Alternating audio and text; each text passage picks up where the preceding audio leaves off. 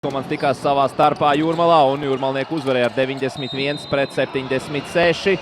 Latvijas Universitātes. Un otrs izaicinājums, ja Latvijas Universitātē būtu visi šie spēlētāji ierindā, tad arī es domāju, ka lielāka pretestība teorētiski būs elites basketbola spēlētāji. Un lūk, Endrijs Šmits ātri uzbrukumā, Danks šoreiz izpaliek. Uzvars 2 pret Liepāju trio, bet pirms tam bija 13 pret Baronu, 13 pret Ventspili, 20 rezultatīvākā spēle Elksnim LBL. Tā kā Elksnis arī pamazām iejūtās Jūrmalas komandai. Elksnis un Ziediņš nebija vajadzīgi Valmieras komandai. Ļoti agresīvs spēlētājs aizsardzībā. Nu, arī Jeris var pakrampēt, tā gluži nav, ka viņš neko. Nu šeit!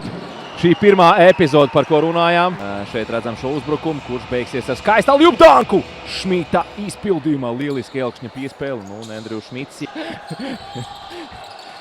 Abas komandas apmainās ar precīziem metieniem. Nu, un vēl viens precīzs metiens Latvijas. Jūrmalas Fēniks komanda. Šeit liels piespēle uz slam dunk, manuprāt. Arī šaubām. Starp citu, skatieties pēc spēles studijā noteikti. Vēl viens slam dunk, trešais jau šajā mačā. Endrijs Davids Šmits ir ieradies Olimpiskajā sporta centrā un turpina lidināties virs groza. Nu, fantastiski spēlē šis jaunlatvietis. Skatāmies atkārtojumā šo epizodi. Nu, fenomenāls lēciens ir šim spēlētājiem.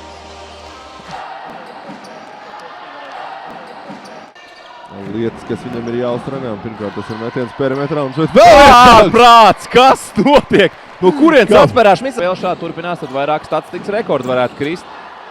Ja ne rekordi, vienkārši ļoti spēcīgi cipari.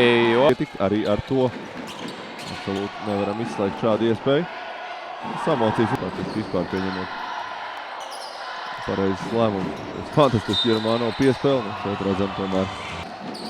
Vispār varam paslavēt, pēdējās sezonās progresējis. Viņš sezonu aizver šogad Latvijas Universitātes vienībā, bet Ordovs spēlētājs. Bloķēts metiens aizsardzībā. Latvijas Universitātes aizsardzība ir tāda pašķītra šodien, un šeit redzam vēl viens alley-oop dunks. Tehnikas virtuozi, kas var izdarīt jebko ar bumbu. Un šeit ir dunku virtuos Endrijs Šmits. Vai Ogre varētu apspēlēt VF vai Ventspili? Nu, tas būtu liels brīnums, bet pārējās. Vai Valka spēs nosargāt šo savu 5. vietu un 3 punktu ar sodu gan padot. Ticēju, ka tie nāk ārā no manas mutes, bet šodien Mārtiņš Gulbis ir vienīgais LBL treneris, kurš... Nu, kā tu minēji vārdu dominē, viņš regulāri varētu teikt apspēlē savu. Traks tālmetiens, tas ir neprecīzs. Universitātes Džeki vēl tomēr grib gūt kādu grozu, kādus punktus. Tālmetiens precīzi slejam. Līdz ar to esam noskaidrojuši spēles beigu precīzi rezultātu 108-93.